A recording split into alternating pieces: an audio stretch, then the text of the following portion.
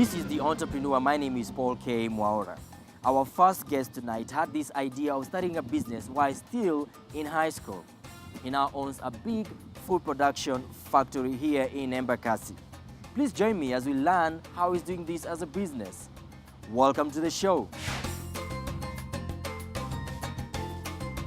Green Forest Foods was founded in the year 2001. There before we used to run a supermarket by the same name, Green Forest. Before you got to start this business, were you involved in anything else? And if so, what was this? Maybe you can explain to us. I'm a food technologist, but before I started this, I was running a supermarket. And the idea of starting a business occurred to me many years back when I was still in high school. I can still remember the tree under which I was standing and the anthill where I was sitting. Thereafter, as I made a decision one time, I will own a company. And what gave you the motivation to start this kind of business, of the Green Forest Foods? I always looked at a shopkeeper near my place and how he used to go and bring goods and how goods could be in short supply. And the shopkeeper could go out of the way to bring merchandise to the people, and that really fascinated me. Take us back and give us, a recap of the journey that you had before you got into business. When I was running the supermarket together with my wife, we actually started together. We married on a Saturday. On the Monday, we were on for 10 years without going on holiday. Then when we were running the supermarket, people used to come and ask for good quality honey, and there was none.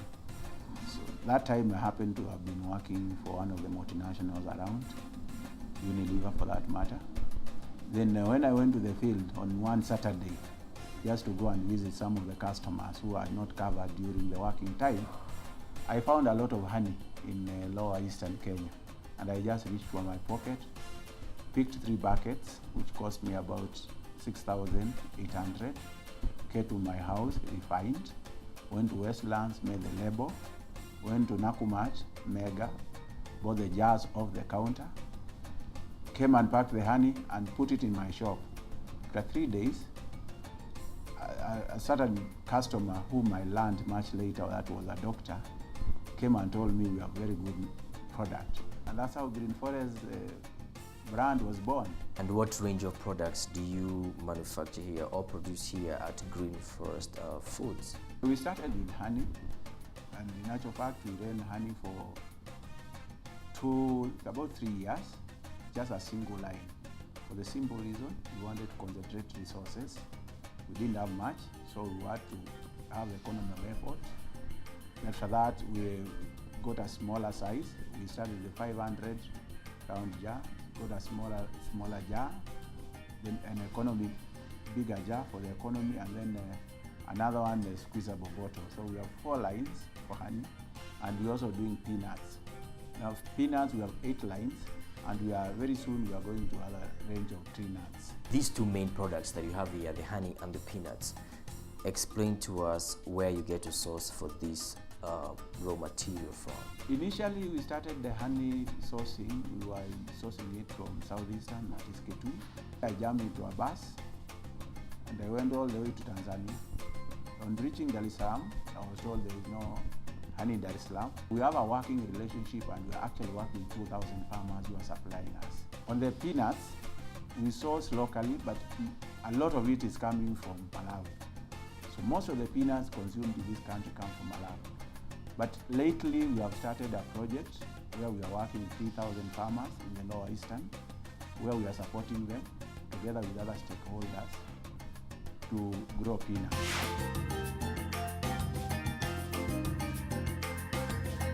Mr. Matheka, now we are in your factory here. So why do you need to have all these, protective gear and all that? The headgear, the mouth, the dust coat. Why do you need that? In food production, it's very, very important to keep high standards of hygiene, and that's why you go to have a cap to cover your hair. Otherwise the hair might fall in the product. You go to cover your mouth so that saliva or any other thing from your mouth doesn't get in the product. I'm seeing that now you have well-equipped machinery in your factory. So how did that now come about? My first investment in this business was 15,000 Kenya shillings. When I tell people like that, they think it's a joke, but that is the truth. That was my initial investment. We have come a long way, investing and reinvesting on ourselves, earning no salary, just working through and trying to invest every shilling that we get. You definitely are facing challenges here in your factory. Maybe you can explain to us some of the challenges that you're facing, and is there anything that you're doing to tackle them? There are plenty of challenges, and the major challenge is actually resources in terms of working capital. Because when I started with 15,000 shillings, as I've just told you. But most of the banks, the local banks, including the so-called SME banks or microfinance, micro institutions, they are not really willing to lend to the people on the strength of their business proposition. They look at security.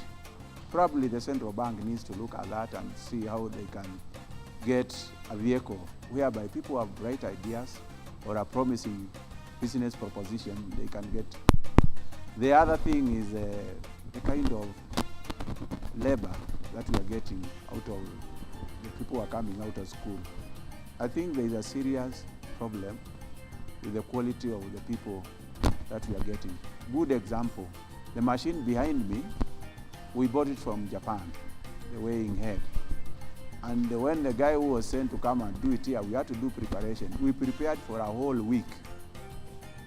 But when he came, within 1.5 hours, he had finished what he was supposed to do. He was alone. But most of the time, even when we get engineers from around to come and fix a very small thing, you find 4 to 5 guys coming. And actually, when you assess the value of the work that they do compared to what one single individual can do, there's a whole difference. Where your products being sold, within the country or outside the country, maybe you can explain to us where they have been taken to. Our main channel is supermarkets. We also have a self-service, small self-service stores, gas stations, basically everyone. Even in membership clubs, we are there. There's a lot of production being done here, so you've created employment definitely. How many people have you employed so far? Direct employees are 30. And those on contract, which hopefully very soon will be in permanent employment, are 15. The factory is here in Embakasi. Maybe you can explain to us why you chose this area that is slightly out of town. What are the advantages or the disadvantages of this? When you're outside town, the rates of rent are slightly lower, although that used to be, but basically it's not, because Embakasi is not very far from town. But basically we came here when it was, the rent was low. And now it's going up, and probably may have to move further on at a future date, so that we can maintain a balance between the rent and also traffic. When you are in industrial area, there was so much traffic. Although being outside town, there are other challenges, like you don't have enough water over here, and also telephone communication is also a problem. But on a balance, being outside town is a relatively better place than being inside town. And what are the future plans of Green Forest Foods? Our future plans are very big. For example, now, as I told you, we are working with 3,000 farmers in Tanzania to produce honey. Here, we are looking at partnering with the counties who would like to have beekeepers. And that one, we are really ready to go.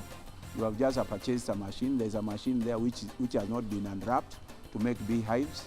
We are ready to partner with any institution that wants to support beekeeping.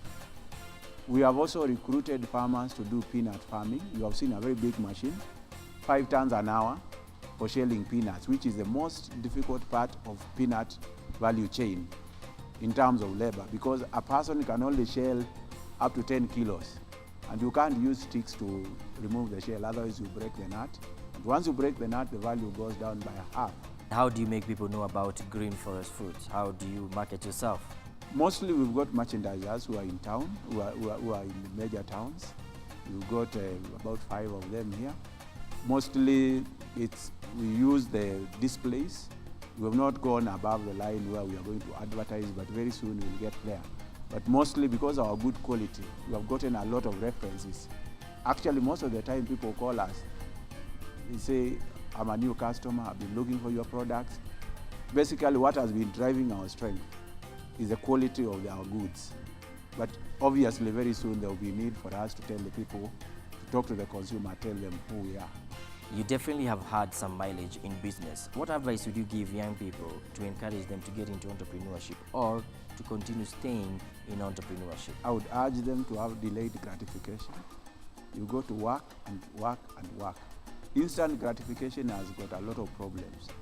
There are a lot of complaints about people even engaging in fraud because they want instant gratification. You can also advise those who want to get into food production or industrialization. I think the most important thing is an original idea. Don't go where the crowd is big. Otherwise, you'll be crowded out. Go to the fringes. You'll find the resistance less, and the opportunity will be also much bigger, and the entry barrier will be small. Point number 2, start small. 3, establish a reputation. And when you're out of work, how do you like relaxing? What are your hobbies, if you have any? I'm not very sure I have hobbies, but one thing is about family. I always keep close to my family. I'm a father of 2, and my wife, whom we work together. So most of the time, I would like to be close to the family, both nuclears and extended.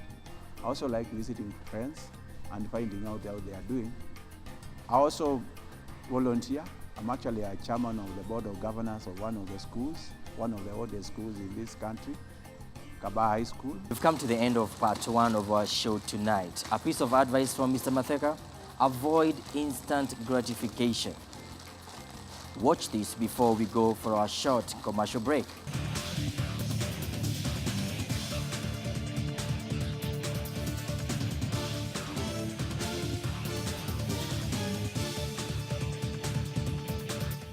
Don't go away because we have another guest for you.